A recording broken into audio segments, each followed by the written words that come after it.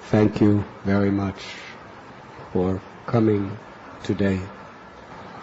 It is a very special, auspicious occasion.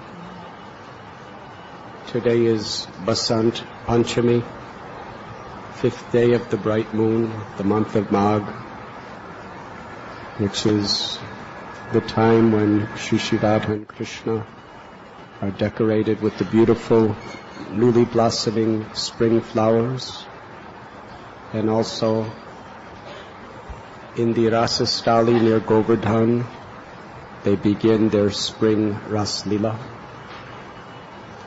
Today is also the appearance day of Pundarik Vidyanidhi, Vrishabhanu Maharaj, the eternal father of Srimati Radharani and spiritual master of Gadadhar Pandit. It is the appearance day of Srila Raghunandan Thakur, son of Mukunda, disciple of Narahari Sarakar, and one of the great intimate associates of Chaitanya Mahaprabhu. It is the appearance day of our Prayojana Acharya, Srila Raghunath Das Goswami, one of the 6 Goswamis who renounced the treasures and the luxuries that were equal to Indra's to live the most austere, simple life of renunciation, always immersed in the loving memories of Shri Radha Krishna and the service of Mahaprabhu. It is the appearance day of Srimati Vishnupriya, the pleasure potency of the Supreme Personality of Godhead, who appeared as the consort of Lord Sri Chaitanya Mahaprabhu and manifested the highest degree of chastity and faithfulness in pure devotional service to the Lord, as she served him in separation after the Lord took sannyas. It is the disappearance day of Vishwanath Chakravarti Thakur, who is understood in our Gaudiya Sampradaya to be an expansion of Sri Rupa Goswami, whose commentary on Srimad Bhagavatam and other of the Goswami's literatures have had a very, very profound effect on millions of Vaishnavas' hearts. Rasacharya, who has revealed the most intimate philosophical understandings of Sri Vrindavan Leela. So it is a very auspicious day, and here at Sri Radha Gopinath Temple we also have appearance day of so many great, great souls. We have His Holiness Srila Jayadvaita Swami Maharaj.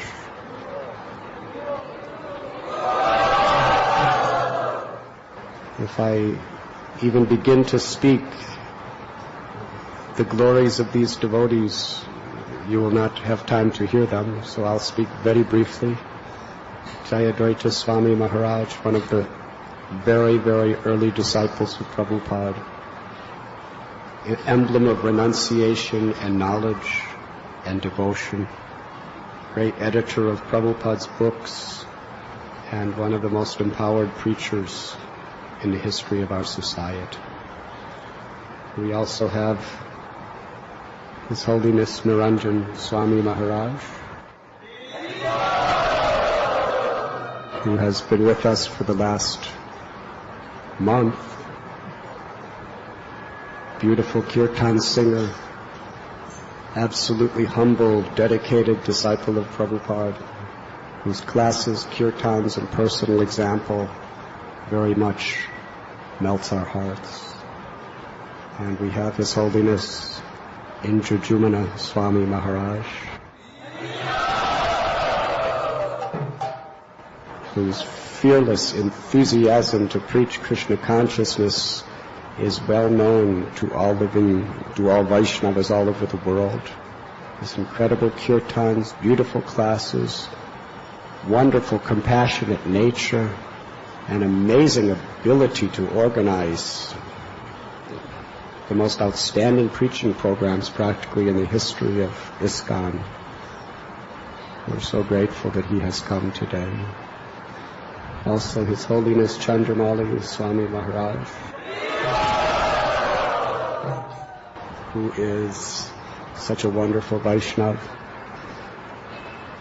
His enthusiasm to travel around the world and preach Krishna consciousness in so many ways, his steadiness, his humility, has very deeply affected people's hearts all over the world. And we have His Grace Udayananda Prabhu, best friend of Pragosh Prabhu from childhood, a historical book distributor, wonderful, wonderful devotion to Srila Prabhupada, and his dancing and enthusiasm are very much contagious to all of our hearts. And we have with us today Ekanath Prabhu. Ekanath Prabhu and myself were bhaktas together in the Amsterdam temple in 1972. And in those days, I very much took shelter of his very wonderful association. Because everyone else in the temple was quite crazy for Krishna. But he was very kind and we became best of friends and have been ever since then. And now he is one of the leaders who is managing the Bhaktivedanta archives, providing wonderful, wonderful literatures, Prabhupada's transcriptions, and preserving and distributing all the words that Prabhupada spoke to the world. We're grateful that he has come. And along with him, his good wife, Astasaki Devi, a very, very dedicated disciple of Srila Prabhupada, emblem of wonderful, wonderful Krishna consciousness, and Harakanta Mataji, another disciple of Srila Prabhupada, who I am so happy and grateful has come. And we have with us Tredas Prabhu, who we all know very well. He's been a leader in our society for so many years, temple president, Sankirtan leaders, and just a very, very dear friend and wonderful example of steady attachment to Guru and Krishna. And his good wife, Krishnaloka Devi, disciple of Tamal Krishna Goswami Maharaj, who is a very empowered book distributor and preacher in Italy. And we have Samik Rishi Prabhu, who is temple president of Tawako, New Jersey, disciple of Prabhupada, very, very dear friend and associate of His Holiness Satsvarup Goswami Maharaj, and an incredible example of someone who has helped so many projects within our society over the years. And we have Her Grace Gopalasya Priya Devi Mataji from New Vrindavan. She is really an emblem of total surrender to the mission of Guru and Krishna. She spent practically 15 years just traveling, living in vans, distributing books and collecting funds for developing New Vrindavan, never, ever, ever asking for anything in return. She's just embodiment of humility and devotion and surrender. And Malati, Her Grace Malati Devi Mataji, I don't know if she's here now, one of the very, very senior most disciples of Prabhupada, who Prabhupada said she would cut her throat for me and I would do the same for her. Those words of Prabhupada, I believe, say everything about her dedication and her pure devotion. Is there any other Prabhupada disciples that are here? Huh? Some are around, of course, are Shyam Sundar Prabhu and Chanakarta Prabhu. And everyone, please offer a prayer. Bhavananda Prabhu, he worked so hard day and night to make this Pandal program happy that yesterday he fell unconscious in exhaustion and is now in hospital. So please let us, with a very grateful spirit, if not for him, this Pandal program wouldn't be what it is. He gave weeks and weeks, practically 24 hours a day. So let us pray for his very speedy recovery. And we have Kunti Devi, who has come from Laguna Beach, California. Who's a daughter of one of our very dear godbrothers, Adya Prabhu. And all other guests. So yes, today is a day, according to our Vaishnava calendar, of many appearances, great personalities. Let us very, very enthusiastically and loudly welcome all of these special guests.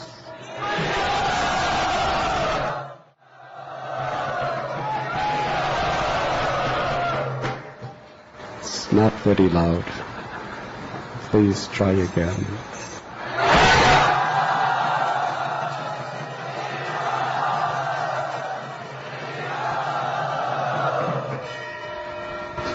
Thank you very much. We'll ask our speakers to share their realizations today. Radhanath Swami Maharaj wishes to read something from his very famous diary that he has just completed today.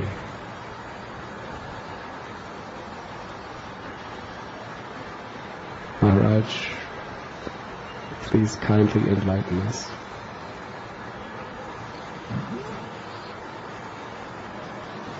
Today is the appearance day of many great acharyas in our line, and such great devotees appear in this world in the same mood as the Lord. As we know, the Lord comes into this material world out of His great compassion for the fallen conditioned souls, and He tries to rescue them from the samsara, or the great repetition of birth and death, by His instructions, by His pastimes, etc. This is His purpose for being in the material world. And similarly, when His devotees come into this material world, they come with the same mission. The Lord is only here for a short duration of time, but in His absence it's His devotees who carry on His Krishna conscious missionary activities. So I finished this diary chapter today, and I'd kind of put it away because I thought after Maharaj mentioned that we would be speaking and glorifying Srila Prabhupada, I didn't really see how it would fit in. But I pray that it will give pleasure to our previous acharyas whose appearance or disappearance days it is today, because such devotees are here for this purpose, spreading Krishna consciousness. It's stated that the distress of a devotee who's transcendental, but his distress is to see that other living entities are bereft of Krishna consciousness, don't have the opportunity for devotional service, and his happiness is to see them getting the opportunity for Krishna consciousness. This is a preacher's happiness and his distress. So we hope by this short reading that our acharyas will be pleased to hear how Sankirtan movement is expanding in this chapter in just one little part of the world in Sri Lanka, but nonetheless people desperately needed help there, and by the arrangement of the Lord and Srila Prabhupada devotees were there to give the real welfare, real spiritual welfare of the holy names, prasadam, and devotees' friendship. So for the pleasure of the acharyas and the pleasure of the Vaishnavas sitting here and all of your devotees, we'll read this brief chapter about our recent trip to Sri Lanka. I'm a little hesitant to read it in front of Jayadvaita Swami because it hasn't had its final edit yet. He's not only one of the best speakers, as Maharaj said, he's also one of the best editors. Nothing will go unnoticed by him as I read this. So I actually had asked him to edit this chapter. So Maharaj, if there's anything that is not proper, you please speak up. This is chapter 4 of volume 6, January 21st to February 7th, 2005, and we gave it the title, The Medicine of the Holy Names. The day after returning to Colombo from our trip to Matara, we quickly busied ourselves for the relief work ahead. We used funds donated from overseas to purchase the basics required for cooking, tons of rice, dal, and vegetables, as well as spices, 5 huge new pots, and various cooking utensils. 10 devotees loaded everything on a government lorry, piled in a van, and returned to southern Sri Lanka, ready to begin serving daily prasadam to 5,000 displaced persons. The same day I took 3 devotees in another van to the east coast of Sri Lanka, scouting for opportunities to distribute prasadam there. The 13-hour drive would take us through a hilly area and across a 100-kilometer plain to the ocean. Much of Sri Lanka's east coast is controlled by the Tamil Tigers. The rebel force had fought the Sinhalese government for 30 years before agreeing to a ceasefire 3 years ago. The ceasefire had held, but the government had recently warned that it could not guarantee the safety of humanitarian workers going into rebel-controlled areas. If you go to distribute prasadam and have kirtan, they won't bother you, said Mahakarta Das, the Colombo temple president. In fact, they'll welcome you. Most of the tsunami world aid given to Sri Lanka is being distributed in the southern region, controlled by the government. The horrors that I had witnessed in the southern coast seemed far away as we drove through the picturesque interior jungle. The winding road took us through some of the most beautiful scenery I had ever seen. The well-maintained road serviced the many tourists who flocked to Sri Lanka before and just after the war. An astonishing variety of colorful birds soared through the humid air, their beautiful colors clashing splendidly with the deep green jungle foliage. A tropical climate and diversity of habitats endow Sri Lanka with an abundance of bird life. There are more than 400 species, said our driver. We passed near Kandy, the second biggest city on the island and the Sinhalese cultural and spiritual headquarters. In the center of the city is a beautiful lake, and on its northern shores sits Sri Dhalada Maligawa, the Temple of the Tooth. This temple enshrines an original tooth of Lord Buddha, reputed to have been snatched from his funeral pyre in 543 BC and smuggled into Sri Lanka in the hair of a princess some 900 years later. Driving further, we saw hills carpeted with the glowing green of large tea plantations. 2 hours into our journey, we passed a sign advertising an elephant orphanage. An elephant orphanage, I asked in surprise. There are many wild elephants on the island, our driver informed us. Because of the war, many baby elephants were orphaned, so the government started an orphanage. It's open to the public. Let's go see it, one devotee suggested. That's not what we're here for, I said. We're not tourists. We're on a mission to help the victims of the tsunami, and don't forget it. The van became silent. After several hours, I spoke up. How do we know when we're in Tamil Tiger territory? I asked the driver. You'll know, he said with a laugh. Hours later, as twilight was settling in, and just as I had drifted off to sleep, I was rudely shaken awake by the jerking motion of our car bouncing up and down on the road. "What's going on?" I asked the driver. "We're now in Tamil Tiger territory," he grinned.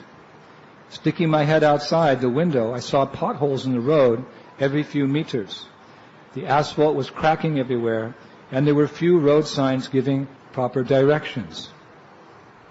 "It's a different world from here on," our driver said. "Some parts of the area are patrolled by government forces and others by Tamil Tigers." Sure enough, within minutes, we came to a government army checkpoint barricaded in barbed wire. Soldiers came over to our van and shined their flashlights in. Not knowing exactly what to do, I simply smiled. To my surprise, they all smiled back. "They know you're here for relief work," said the driver. "Few tourists come this way anymore." "I can understand why," I replied. The soldiers let us pass. As we bounced along the road, I strained my eyes to see the jungle outside. Suddenly, our driver slammed the brakes to avoid hitting a huge form laboring on the road before us. "Hare Krishna, it's an elephant," one devotee exclaimed. Speeding up again, our driver calmly drove around the beast. Some time later, we descended out of the hill country and onto the plains that stretched towards the sea. "How many hours to go?" I asked. It seemed like we'd been driving for days. 5, he answered. "Okay, then pull over. I have to enter nature's call." As the driver pulled over, I stepped out and started walking towards a field. Just as I stepped in the grass, a devotee screamed out, "Maharaj, stop! It's a minefield."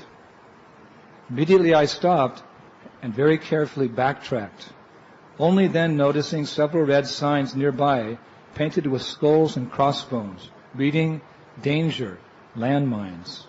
"Come back," said the driver. "We'll find someplace else." As we drove on, he explained that many areas in the region were mined during the war by both government and Tamil Tiger forces. Hundreds of thousands of landmines and tons of explosives are buried in this part of the country, he said. "Be careful where you walk.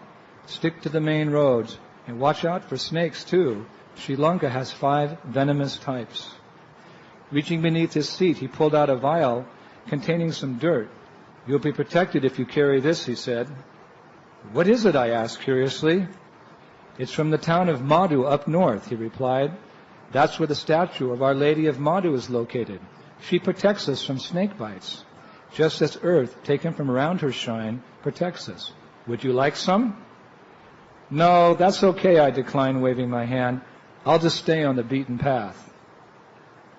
Darkness fell as we drove through the plains. I noticed there wasn't a single person on the streets in the small villages through which we passed. "Where is everyone?" I asked. "Most of the fighting during the war took place at night," the driver replied. "So these people are accustomed to going inside just after nightfall." "But there's a ceasefire in effect," I said. "Ceasefire doesn't mean the war is over," he said. "There are still skirmishes from time to time. Recently, a top Tamil Tiger politician was assassinated nearby." Again, silence prevailed inside the van, and I dozed off. I awoke in a village and saw a building with a sign that read, "Tamil Tiger Regional Headquarters." Surprised, I turned to the driver, who in a serious voice said, "They're in control here." Just after midnight, we arrived at our final destination, a small village near Batikola on the far eastern shore of Sri Lanka. After being in the stuffy van all day, I wanted some fresh air. I was about to ask the driver if he could take me the short distance to the beach so I could take a walk. But then I remembered that it would be a terrible scene of destruction, like the other places I visited on the southern coast. We soon met a local Hindu priest with whom we had a pre-arranged meeting. He took us to a wedding hall just across from a Ganesh temple where we were to rest that night. Inside there was a small light shining, and I was surprised to see many men sleeping on the floor. "They're fishermen who lost their homes and families in the tsunami," the priest said. As I set up my mosquito net, huge clashes of thunder pounded outside. Soon rain started pouring down. I quickly fell asleep, exhausted by the day's long journey. I woke up late. The fishermen were already up and cooking their breakfast in a corner of the hall. When everyone was up, we bathed at the well outside. After chanting most of our rounds, we went with the local priest, our translator, to check the camps for displaced persons. As we approached the first camp, I asked the priest if the people were getting enough food. Food is not the problem, he told us. Although the government has done little to help us, our people from the interior, unaffected by this tsunami, have been giving sufficient rice and dal. The Indian government has also sent several shiploads of the same. The real problem here is that most of the victims of the tsunami are suffering from trauma. People are still in shock. At least twice a week, rumors circulate that another tsunami is coming, and people panic. They grab their children and belongings and run out of the camps screaming. Are you trained in dealing with trauma? He asked me. No, I replied, but we have a special medicine for such things. A special medicine? Yes, wait and see. As we walked into the first camp, I noticed a distinct difference from those on the south coast. Some 700 people were milling about. Things appeared much less orderly. There were no Red Cross representatives or army personnel. People seemed disoriented. A number had bandaged injuries. One woman's face was just beginning to heal from a bad burn.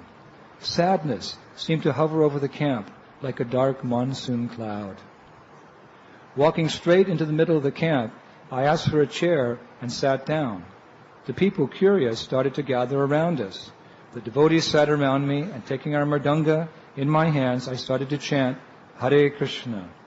Within moments, the whole camp was listening carefully. As the temple built up, I indicated that the people should clap along, which they began to do enthusiastically. After 10 minutes, I stopped. Turning to the priest, I said, they're clapping, but they're not chanting. He leaned over and whispered, they don't know Krishna here, but they know Ramachandra. After all, this is Sri Lanka, where Ravana lived. Smiling, I began kirtan again. Raghupati Raghava Rajaram Bhatita Pavana Sitaram.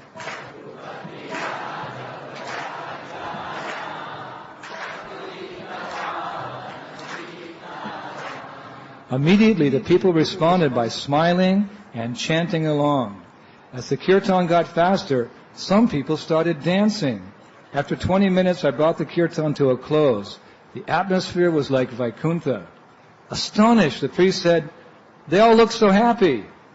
Turning to him with a smile, I said, it's the medicine of the holy names. After the crowd settled down, I began telling stories from the Ramayana. It was obvious by the way they nodded their heads that they knew the pastimes, and they drank the nectar of Ram Katha as if it was their first taste. After 45 minutes, I called all the children forward and asked a few simple questions. Who is Lord Ram's wife? What color is Lord Ram? Who is his most faithful servant? When a child answered correctly, I would give him or her a little card with a picture of Radha and Krishna and a calendar on the back. From the enthusiasm of the children, it seemed that those colorful cards were as good as gold. Then I taught them the Hare Krishna mantra, and the blissful atmosphere expanded as they chanted along. As we got up to leave, many of the women came rushing forward to put their babies in my arms. I wasn't exactly sure what to do, so I just chanted Hare Krishna in each infant's ear. There were many babies, and it took quite some time. As we walked towards the gate, the entire camp followed us. They appeared very grateful. Everyone waved, and some even cried as we got into our van to go to the next camp. It was more evidence for me that Kirtan and Hari Katha are the panacea for all problems in Kali Yuga. Aho bir nakaler vidyate, shuddha shuddhara maduram pade pade. Dine dine chandana chanda shitalaha, yasho yashoda tanayash giyate. One who daily sings the glories of Yashoda's son, Krishna, which are cooling as sandalwood and camphor, is not troubled by the days of Kali Yuga. For him, every step is a torrential flood of the sweetest nectar. Rupa Goswami's Padyavali, text 41. As we drove to the next camp, I got a call from Tara Das, who was directing the prasadam distribution in the Matara district in the south. "It's going well, Maharaj," Tara said. "Yesterday we distributed 4,000 plates. It's just the beginning. Many people in the camp enjoy helping us gather wood for cooking, and they also help us cutting up vegetables. The Major has arranged trucks for us to go out and distribute prasadam to several camps in the area each day. More devotees will be arriving from Russia soon," he continued, "and will be distributing prasadam in other parts of the country as well." As we continued driving to the next camp, the priest turned to me and said, "The most traumatized are the people still on the beach. Although their homes were destroyed, some won't leave. Do you think you could visit there before we go any further? They really need help." "Okay," I said, "let's go." Within a few minutes, we were at the beach. As we got out of the car, I felt as if my eyes were tricking me. Everything was devastated as far as one could see. It seemed even more extensive than the southern part of the country. The tsunami had flattened practically every house.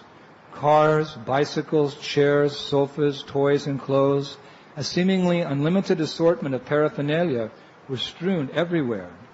And there was the awful stench of death. I covered my mouth with a cloth. "Mostly dead animals," the priest said, "but we are still finding human bodies. They're under the rubble of the houses and also wash up periodically on the shore."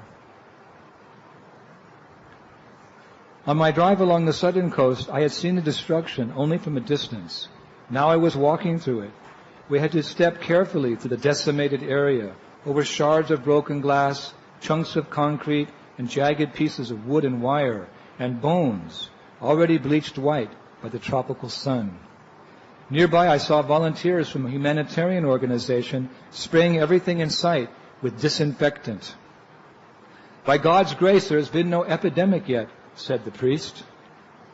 Walking through one neighborhood completely destroyed by the tsunami, we came across two distraught men sitting in the rubble of what used to be a house. As we approached, one of them looked up and sobbing uncontrollably said, "I was on top of the house, and I saw my mother swept away before my eyes." "I lost both my children," said the other man standing. "They were torn from my arms as I sat right here." Grabbing my kurta, he screamed, "Why has God allowed this? I'm not a bad man." For the moment, there was nothing to say. No words could offer reason to one in such distress. I simply put my arm around him. After 2 minutes, as our group turned to go, I said to him softly, "Hare Krishna." Nodding his head, he looked to the sky, silently accepting his destiny and the will of Providence. A few minutes later, we approached a severely damaged temple that was completely deserted. "Where is the priest?" I inquired. "He died in the tsunami," said our priest. "Hardly anyone survived in this area. We burned his body and spread the ashes over there, near to the sea."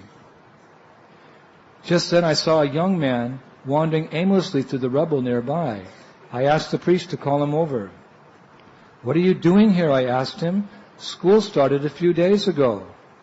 "I'm looking for the bodies of my mother, father, 3 brothers, and 4 sisters," he said with a dazed expression.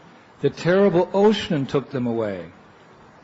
I sat him down and put my hand on his shoulder. "The body is temporary," I said, "but the soul is eternal and never dies." Those few words calmed him, so I continued. "Your mother, father, brothers, and sisters are elsewhere now. You won't see them again in this life." I asked where he was living. "With my auntie," he replied. "Don't come back here," I said. "Your mother would have wanted you in school now. Am I right?" "Yes," he agreed. And as he turned to go, he said, "Thank you." Just as he left, a distressed woman came running up to me and grabbed my arm. She was speaking in Tamil, so I could not understand her. She said she lost her husband and 8-year-old daughter in the tsunami, the priest said, and her 3-year-old boy is in the hospital. She has no money to feed him. She's asking if you can give her some. I reached into my pocket and taking out 2,000 rupees, put it in her hand. Still crying, she went to sit in the ruins of her house. We spent several hours amongst the devastation near the beach, talking to people and trying to comfort them as much as we could. Sometimes I would offer transcendental knowledge, but more often it was a simple embrace that gave a person the solace that they needed. On the way back to our van, we stopped at the local school, which was not more than a steel frame left standing after the tsunami. Going inside, I watched as the teachers gave 30 or 40 kids a lesson in mathematics. When the children noticed me, they all ran up close, staring.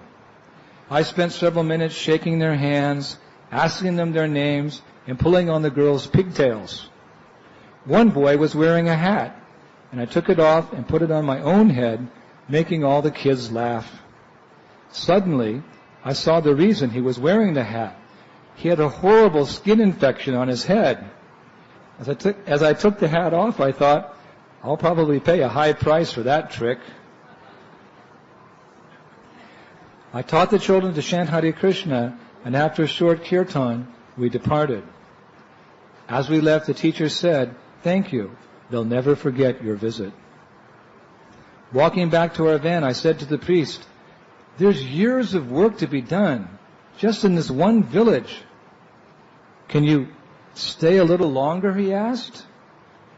"I'm afraid I have to move on," I replied, "but I'll be sending a group of devotees here in a few days to distribute prasadam and chant with the people.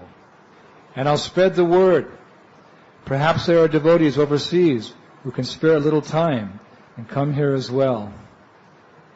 Stopping, the priest took both my hands and said, "Tell them we would be most appreciative, even if they just came for a few days." We visited several more camps, and the next day started the long drive back to Colombo. As we neared our base in Colombo late that afternoon, our driver reminded me of a promise I had made to visit an orphanage just outside the city, run by the local ISKCON temple. Seeing that I was tired and so a little hesitant, he said, "They're wonderful little devotees." "Devotees?" I asked. "Yes, it's more than an orphanage. Shall we go?" "All right," I agreed. When we arrived at the orphanage, I met Nandarani Dasi, Mahakarta's wife, who started the project 7 years ago. "We have 79 children at the moment," she said. "Most of them are orphans from the war. But recently the government has asked us to take 75 more children orphaned by the tsunami. We've just begun construction of a new dormitory for that purpose." As she took me on a tour of the property, I was amazed at the clean and well-organized facility. "We also run a school for the children," she said with a smile. "It must be difficult raising orphans who've experienced the horrors of war," I suggested. "Many saw their parents killed," she said soberly. "It was a technique used by soldiers on both sides. But through the years, these children have come to terms with all they saw in the war." "How is that?" "Through Krishna consciousness," she replied. "Come, I'll show you." She took me to the temple room where all the children were anxiously waiting to meet me. When I walked in, they all paid obeisances and then eagerly gathered around me. "They want to hear stories about Krishna," she said, "and then have kirtan. It's their life and soul." I immediately began telling them Krishna-conscious stories, and after an hour I picked up a drum and started kirtan. Once again I witnessed the all-merciful nature of the holy names as the children danced wildly with abandon, their big smiles radiating with youthful enthusiasm. I took the kirtan outside, and we chanted and danced all over the property. They were besides themselves with happiness. After an hour and a half, I was exhausted and brought the kirtan party back into the temple room. But they wanted more. So I kept going, praying for the strength to fulfill their taste for the holy names. When we finally finished, I sat on the floor with all the children around me, blissful smiles still decorating their innocent faces. Am I in a war-torn country recently ravaged by a tsunami? Or am I in Vaikuntha, the spiritual world? I wondered to myself in amazement. Looking again at the blissful children, I knew, for the moment, I'm in Vaikuntha. As our group continued back to Colombo, I said to the devotees in the van, this is something new in our movement, a Krishna-conscious orphanage. That night, I began making the final touches on the infrastructure I had set up for our relief work on the island. I would be leaving in a few days, but devotees who had come with me from overseas would continue the work for at least another 2 months. Before taking rest, I remembered my promise to the priests on the East Coast. I wrote emails to several godbrothers asking if they could come spare time, ask they could spare some time to come and help the villagers deal with the tragedy of the tsunami. I got an instant reply. I don't know how much help I could be, one godbrother wrote. I don't have money, I'm not a doctor, and I don't have experience in counseling. I wrote back, just come with what's important, the holy names. They're what's needed here most. Quote, may Krishna's holy name, which is a reservoir of all transcendental happiness, the destruction of Kali Yuga's sins, the most purifying of all purifying things, the saintly person's food as he traverses the path to the spiritual world, the pleasure garden where the voices of the greatest saints, philosophers, and poets play, the life of the righteous, and the seed of the tree of religion, bring transcendental auspiciousness to you all. Srila Rupa Goswami Padavali, text number 19. Hare Krishna.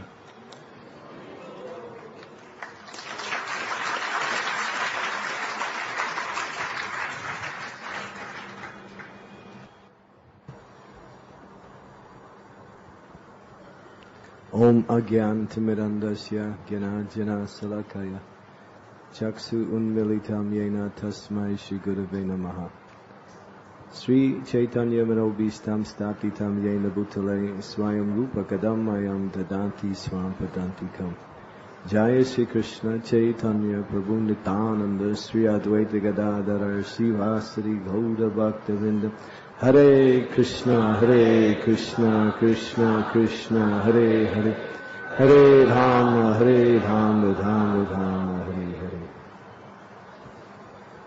What can I say after that? Just listening, and I was transported to somehow my hard heart was feeling a little of the emotion and compassion that Indradyumna Maharaj exhibits in every aspect of his preaching and his concern for all living entities. This material world is Dukkalayam Sasratam. Krishna explains in Bhagavad Gita, it's a place of suffering. No matter how much you try to rearrange the material energy to avoid the suffering, it's the inherent quality of the material energy to somehow or other bring about hardship, disappointment, loss, distress, miseries on different levels, and ultimately death. A devotee, somehow or other, he tries to relieve the suffering of the living entities in different ways, through his presence, through his preaching, through his compassion, through his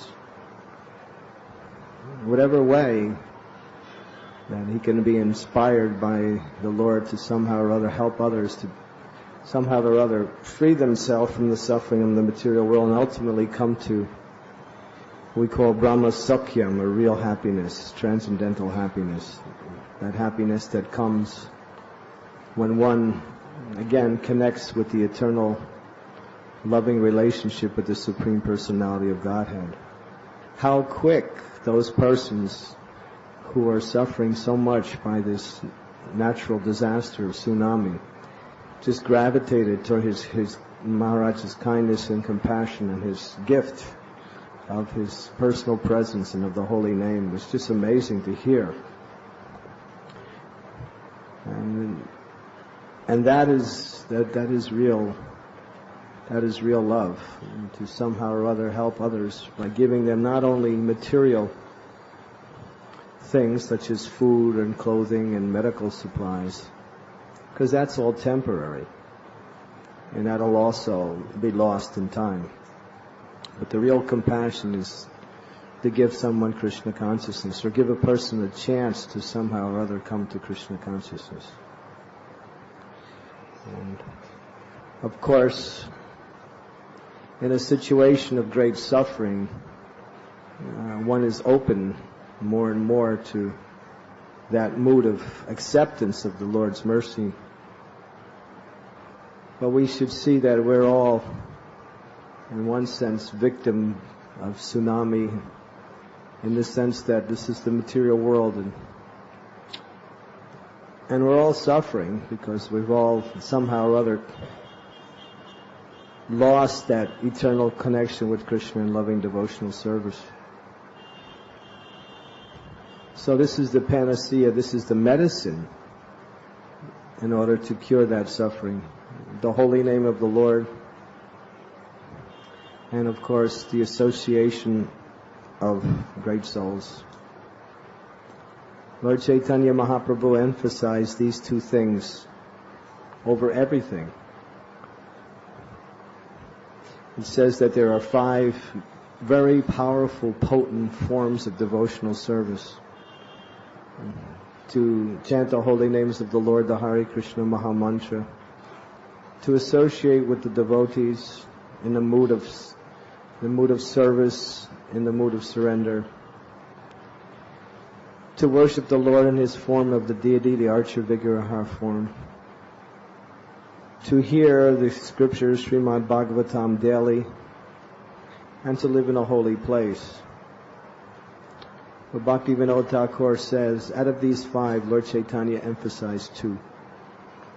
And that is chanting of the holy name and association of devotees, because everything else follows in that. And everything is complete.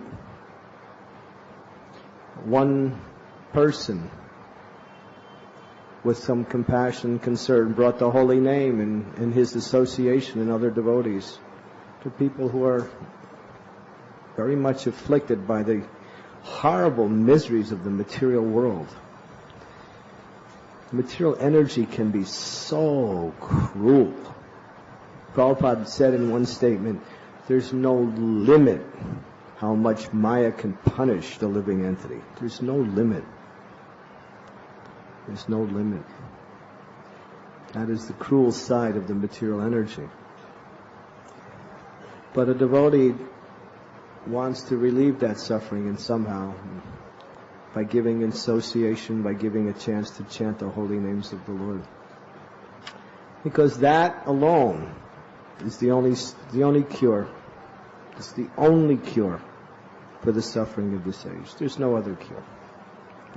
People are trying to do so many things to make the world better through philanthropical welfare work, opening hospitals and doing all kinds of welfare work, feeding poor, clothing needy, relieving some type of distress on different levels, either physical or mental. But what is the result of that? And of course, that is, we might say, we don't reject such things. They're necessary. But that's not the real absolute, that's not the real problem. The real problem is people have forgotten Krishna. They have lost their connection with their eternal lover, the Supreme Personality of Godhead.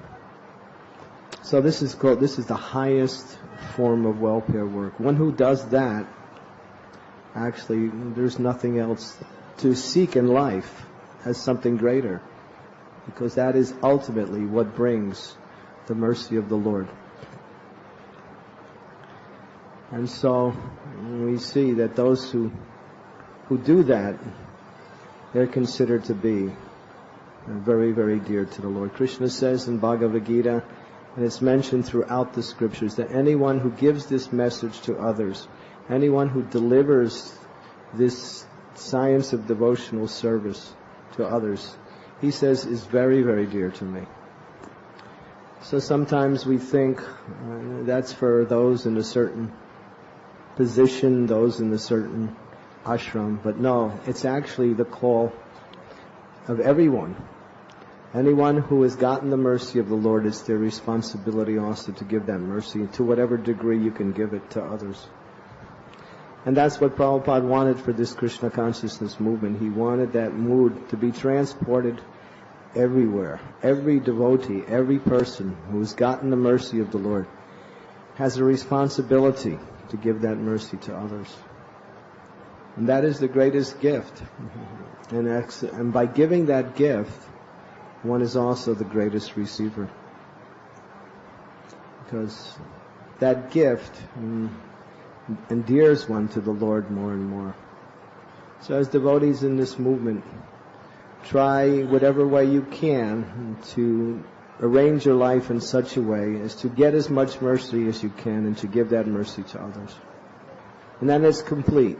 Just by accepting is on one level, and that is wonderful. But giving ultimately is the completion of accepting. Without giving, there's really, accepting is not complete. And as we give, it also increases. Chaitanya Mahaprabhu says that I have this whole garden full of ripe, juicy fruits, and these fruits are the fruits of bhakti, the love of God. And I'm so eager to distribute these fruits to every living entity, but I'm only one person. How much can I do? And so he's petitioning everyone else to help distribute these fruits of love of God. And when we see that being done, it is so satisfying.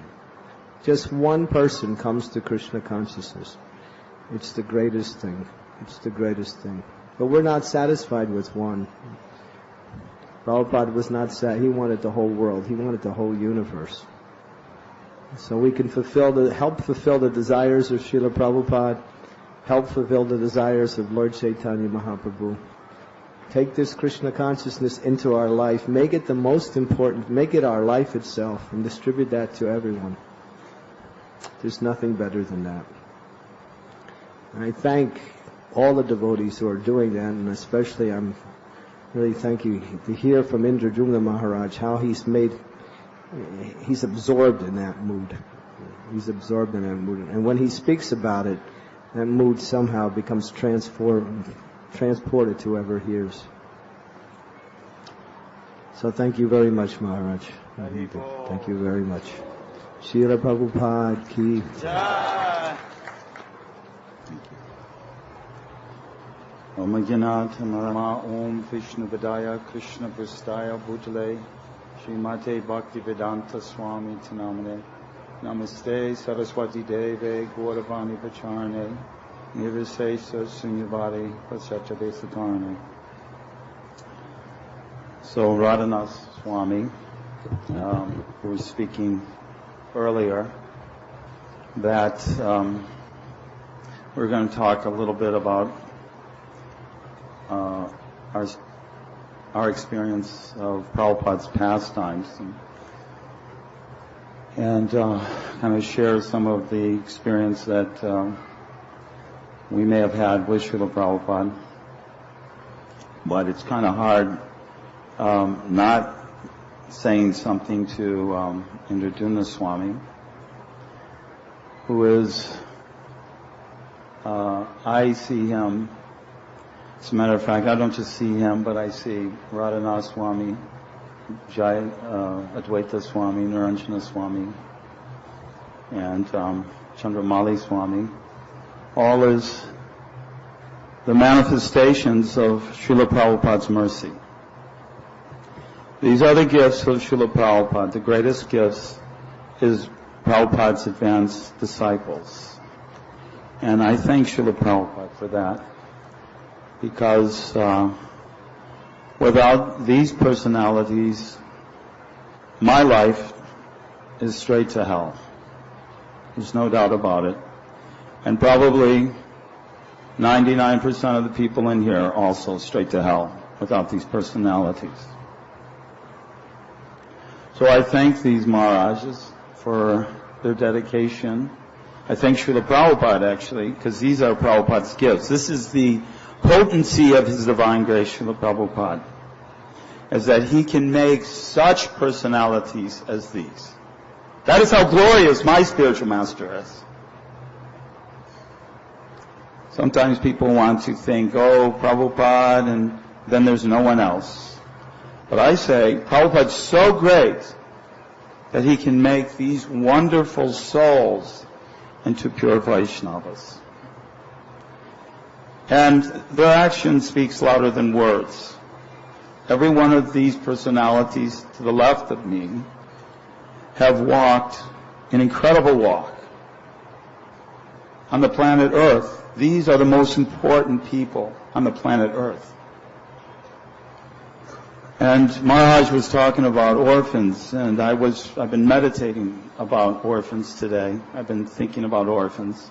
Because I, myself, before I met Srila Prabhupada, I also felt like an orphan. I did have a mother and a father, but somehow or other I felt so empty in my life. And then Srila Prabhupada came, and even when I refer to people, I say, my father says that, you should, I might quote a quote from Janaka Pandit, and I'll say, my father says that's what I should do. Because Srila Prabhupada is my father. So in one sense, we are all orphans. We're all orphans because aham bijal pradapida, that Krishna is the father of everyone, and we could never know this except by the mercy of Srila Prabhupada. So if you want to see Prabhupada's mercy, you can look up here. This is Prabhupada's mercy, greatest mercy.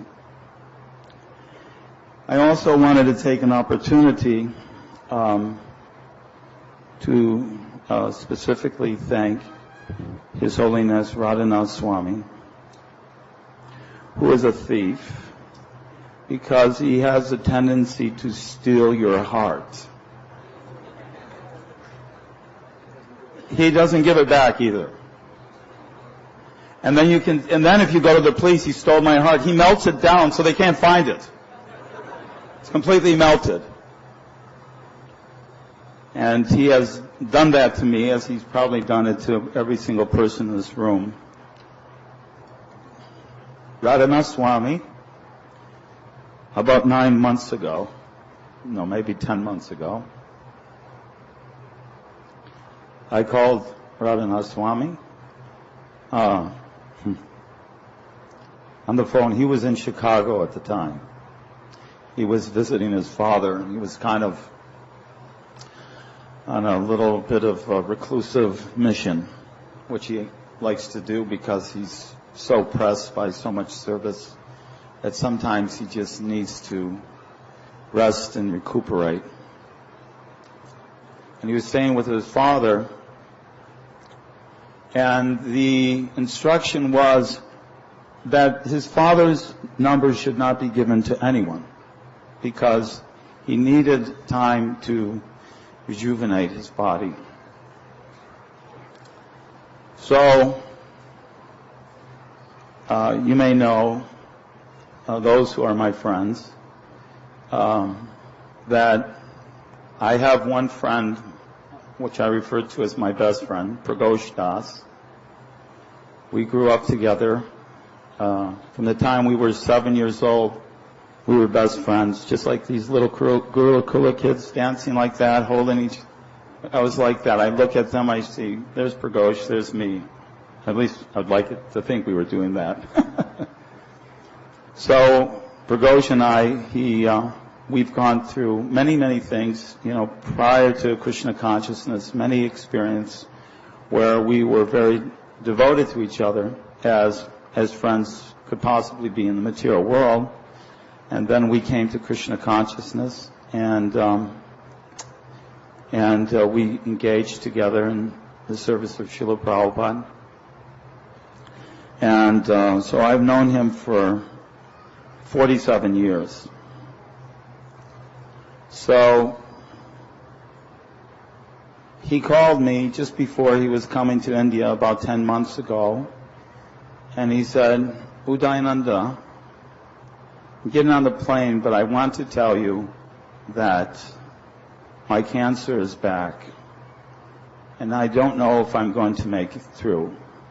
So would you do me one last favor as your friend? Would you come to Sridham Mayapur and be with me when I leave my body? So, and he hung up the phone, and he got on the plane. So I called Radhanath Swami, who I'm very indebted to for so many reasons. And he said he should immediately go to Radhanath Swami. We have to get a hold of Radhanath Swami. Because if he goes to Radhanath Swami, that is the only hope. So somehow or other, I called my godbrother Shankaracharya, or Shankar Pandit, in Chicago, and I said, Prabhuji, could you please see if you can get Radhanath Swami's number? And somehow or other, he was able to get it. I think it was from Chandramali. Can you believe this? I got Radhanath Swami, Radhanath Swami, and Chandramali Maharaj. So I thank you, Maharaj. Maharaj gave the number. So I called Maharaj, and I said, Radhanath Swami, Pragosh is dying, and I want to try to save him. Can you help me? So immediately, Maharaj says, of course, I will make all arrangements. And he did, as you know. And without going through all the details, all the wonderful devotees here at Radha Gopinath Mandir were so kind to my godbrother and my best friend, Pragosh. And by your love, actually, he became cured. He had a 1.5 foot long tumor, 10 inches wide. My wife is a nurse at Duke Hospital, and she worked in the cancer clinic of Duke Hospital. They asked the experts there, he kind of explained the situation, he had lymphoma, and they all said, he's going to be dead. There's no way he can live through that. So, somehow or other, by the grace of Krishna, he had no money, we had no money, and Radhanath Swami said, I have no money either, and he needed at least $25,000 for his treatment. So I said, how will we do this, Maharaj? He said, Krishna will take care. And because you are his friends, you should make all the arrangements. So I made a little letter. And by the mercy of all the Vaishnavas in the world, we raised $37,000. And 9 months later, that 1.5 foot tumor had shrunk down to 1 centimeter of scar tissue. And even Pragosh's doctor here in Mumbai said, I will tell you truthfully, Pragosh Prabhu, when you first came, I thought you were going to die. I don't know how. This is only a miracle. But it's not just the miracle of his body being cured, but the miracle that all of you touched him so much. He said, Udayananda, when you go to Chaupati, you tell all the devotees there, first of all, I offer my prostrated obeisances at all of your lotus feet. And thank you for helping me in Krishna consciousness. When Pragosh went back to the United States, he went back on December 15th after being here for 9 months. He was so inspired. Of course, his claim to fame is he's the greatest book distributor in the history of this movement. I would not think anyone would challenge that statement. Ranjan Swami? No. Showing a card? No. So the first thing he said is, Uday, I have got to give. I've wasted so much of my time. Now I will dedicate the rest of my life to distributing Prabhupada's books every single day. So he got off the plane. He was kind of dragging his left leg, and he went out and he distributed that weekend 300 of Srila Prabhupada's books. And since that time, he has distributed over 2,000 more. Srila Prabhupada ki! So, thank you, Radhanath Swami, for serving Prabhupada so nicely that you've created this transcendental, perfect oasis in this horrible material world, this little speck of Krishna Loka, and all of these residents, Gauranga Priya specifically, Dwarkadish, Prabhu. Thank you for doing that. Thank you for saving my friend. And I thank Srila Prabhupada for his mercy in creating these wonderful devotees who have done this. One of my godbrothers was telling me he was temple president in Australia back in the early 70s. And he was telling me that Srila Prabhupada came to Sydney, and he went to pick him up at the airport. And they got a limousine for Prabhupada. And so he was riding in the limousine with Prabhupada. And they came by some part of town, a very degraded part of town where the hippies were, and just some really pitiful people just absorbed in sense gratification, confused and lost and intoxicated on the ground. And he said, you know, hey, I've really made it here. Here I am riding in this limousine. I'm with the pure devotee. And look at these degraded souls, just engaged in so much sense gratification, bewildered and lost, cursed to take a lower birth. And he was thinking like that, and he was thinking kind of pompously, he said. And then he turned over and he looked at Srila Prabhupada, and Prabhupada was crying out of compassion for them. So Prabhupada's compassion was not just material compassion, take care of a hungry person, take care of a homeless person or clothe a person, because he understood that all of those remedies were temporary, and the person would become hungry again, they would grow old, and then ultimately die and take birth. So his remedy is never take birth again. And so he gave the greatest medicine, this holy name of the Lord. And I had one experience with Srila Prabhupada in Vrindavan in 1976. Prabhupada had this big festival, this Pandal program in Mathura. I'm sure most everyone on this seat was there for that Gaur Purnima festival, and then we went to Vrindavan, and then Prabhupada spoke at Krishna's birthplace, right, in Mathura, if you remember.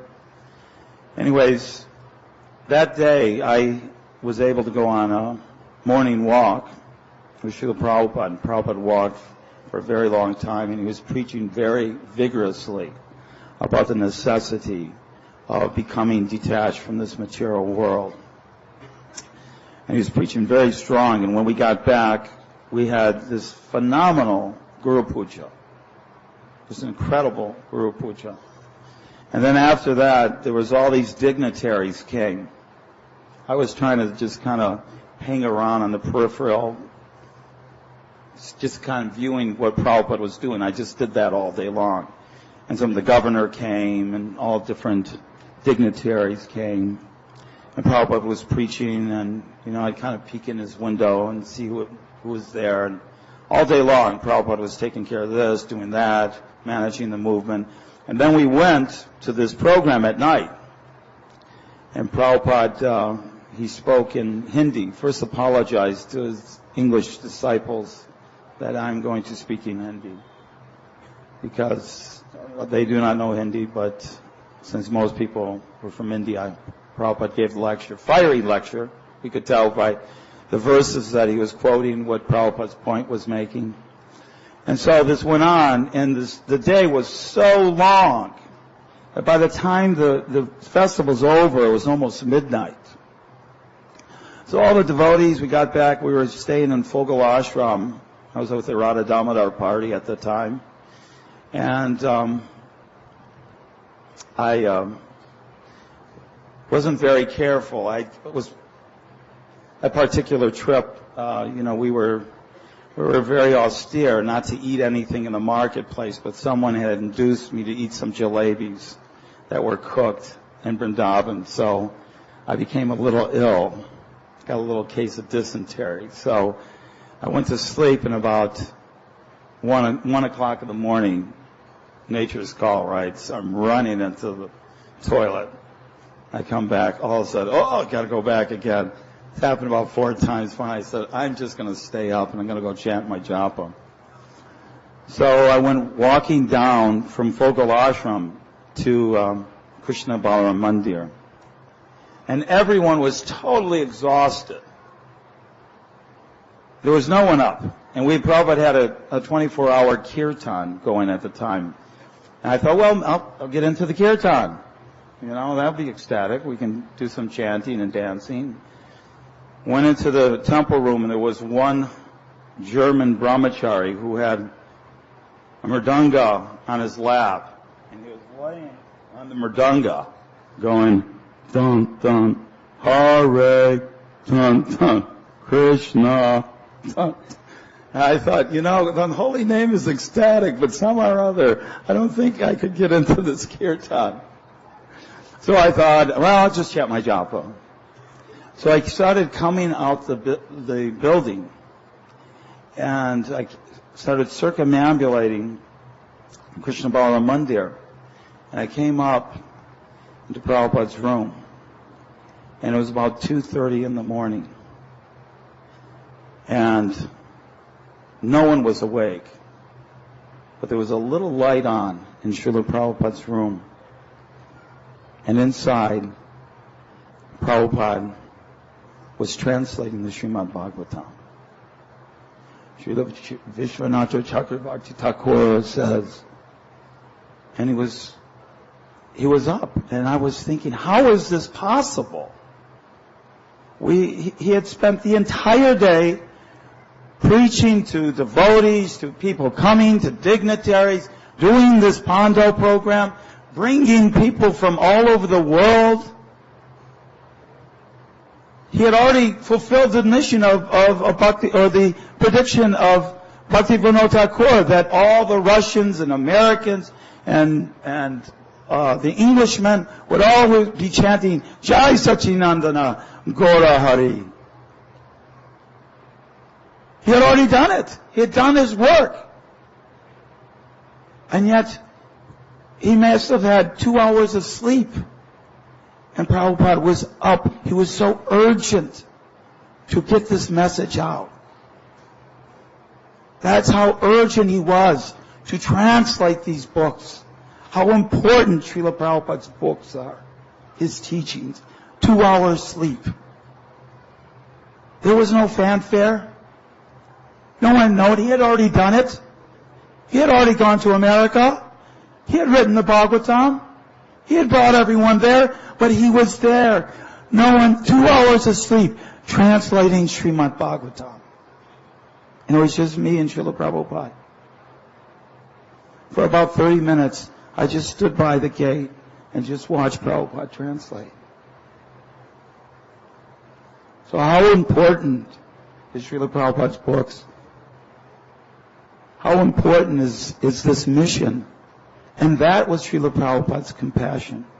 Because from the distribution of those books, all of the devotees in here are now allowed to be together. I said to one of the boys, the orphan boys here, I was dancing with them at Kirtan. And after the Kirtan, he grabbed my hand and he said, Prabhu, thank you so much for dancing with me. And I said, no, you have to thank Srila Prabhupada. Because without Prabhupada's mercy, I never would have got the chance to dance with you. I thank Srila Prabhupada that he allowed me to dance with you. And you have to also thank Srila Prabhupada like that. So we're all orphans, but now we've found our father. Actually, Srila Prabhupada's our father, our grandfather, and he's taken us to our eternal Father, Krishna.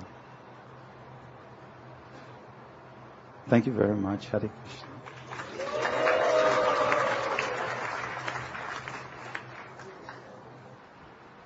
I'd like to welcome Chudi Prabhu, who was initiated at the 1971 Cross Maidan Festival by Srila Prabhupada, and who was the first devotee to go to South Africa when he was just a little teenage boy to establish Prabhupada's mission there. And also to Manu Sutta Prabhu, one of the legendary heroic book distributors who gave his life, his soul, his heart, his everything to be an instrument of Prabhupada's compassion.